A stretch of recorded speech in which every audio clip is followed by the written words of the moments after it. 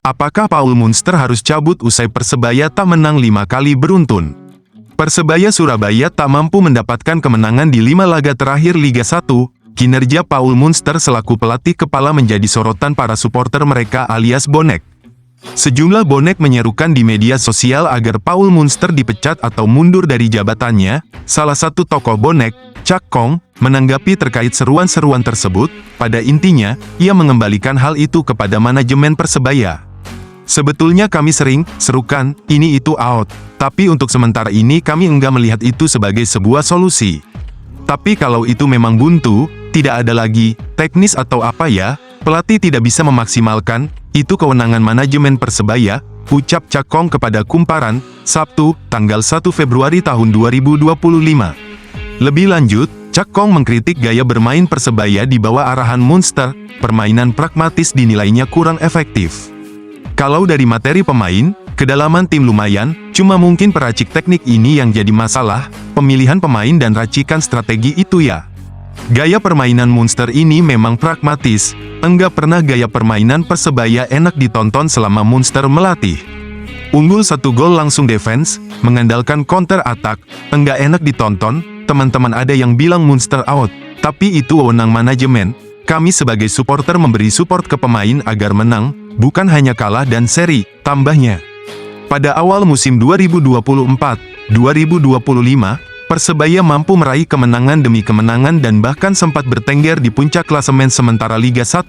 Namun menurut Cak Kong, beberapa kemenangan terasa seperti keberuntungan. Kalau menang pun kami berpikir karena laki atau keberuntungan, bukan karena teknikal atau taktik pelatih, permainan kayak gitu enggak menarik, pragmatis, ucapnya. Hernando Ari ungkap unek-uneknya di hadapan bonek. Persebaya Surabaya tengah mengalami periode sulit di Liga 1 Indonesia 2024-2025. Supporter setia Persebaya Surabaya mulai gerah dengan performa tim kesayangannya. Mereka langsung menyuarakan kekecewaan dan menuntut perbaikan setelah laga kontra Persita.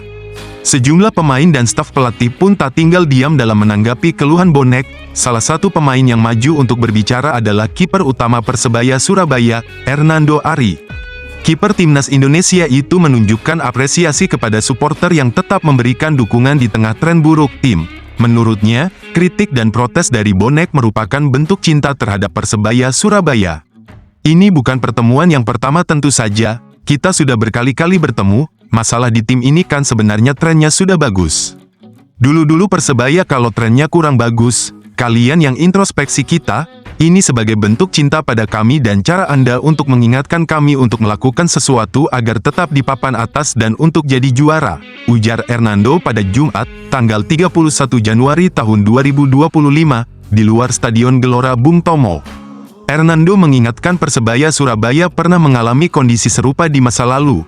Namun, ia menekankan kali ini tim memiliki chemistry yang sangat kuat dan hanya membutuhkan dorongan tambahan dari supporter. Mas, semuanya, menurut saya, ini tim yang paling bagus, kekeluargaannya paling bagus, tetapi kita bukan cuman butuh dari pemain. Tetapi dimulai dari kalian juga, kalau kalian beri support sepenuhnya, baru kami bisa beri segalanya demi tim, ungkap Hernando. Kiper asal Semarang itu menegaskan timnya tidak tinggal diam dengan hasil buruk yang terus mereka alami. Setiap pertandingan, baik menang maupun kalah, selalu dievaluasi untuk menemukan solusi terbaik. Dan apa yang kita lakukan di luar lapangan, pasti ada evaluasi. Setiap match, meski kalian tidak datang, pasti ada evaluasi. Jadi, tidak pas waktu kalah saja, tetapi waktu menang kami juga evaluasi. Apapun masalahnya kami selalu diskusikan, tetapi kami tidak pernah menunjukkan sesuatu yang berupa kekurangannya itu, ujar Hernando. Hernando meminta bonek untuk tetap setia mendukung Persebaya Surabaya dalam perjuangan mereka di sisa musim ini. Ia meyakinkan para pemain memiliki tekad besar untuk kembali ke jalur kemenangan dan bersaing meraih gelar juara. Jadi, mohon untuk kalian tetap support kami, yakin pada kami juga ingin juara, sumpah sudah sumpek, ucapnya dengan penuh keyakinan. Di balik keputusan Paul Munster cadangkan Bruno dan Slavko setelah kemurkaan Presiden Persebaya di unggahan sosmed klub.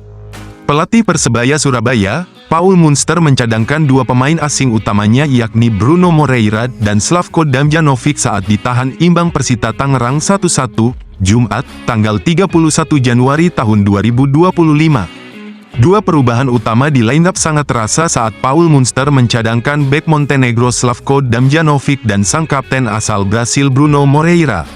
Padahal keduanya selalu menjadi starter dalam 20 laga Persebaya sebelumnya, kemungkinan dua pemain asing tersebut dinilai performanya turun dalam beberapa laga terakhir hingga kurang bisa mengangkat tim.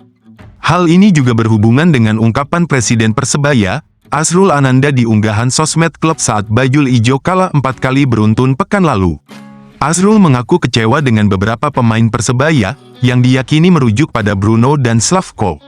Kami sudah tidak lagi kecewa, kami sudah pada level menahan kemarahan, beberapa pemain yang seharusnya menjadi pemimpin di tim ini performanya sangat mengecewakan.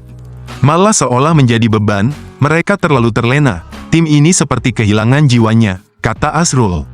Bahkan jabatan Kapten Bruno Moreira untuk sementara dicopot dan diberikan kepada Hernando Ari dalam laga kontra Persita. Meski demikian, saat ditanya wartawan mengenai hubungan keputusan Munster dengan dicadangkannya Bruno dan Slavko, ia menjawab hanya kebutuhan taktikal. Tidak ada sama sekali, ini kebutuhan taktikal, kata Paul Munster di konferensi pers setelah pertandingan.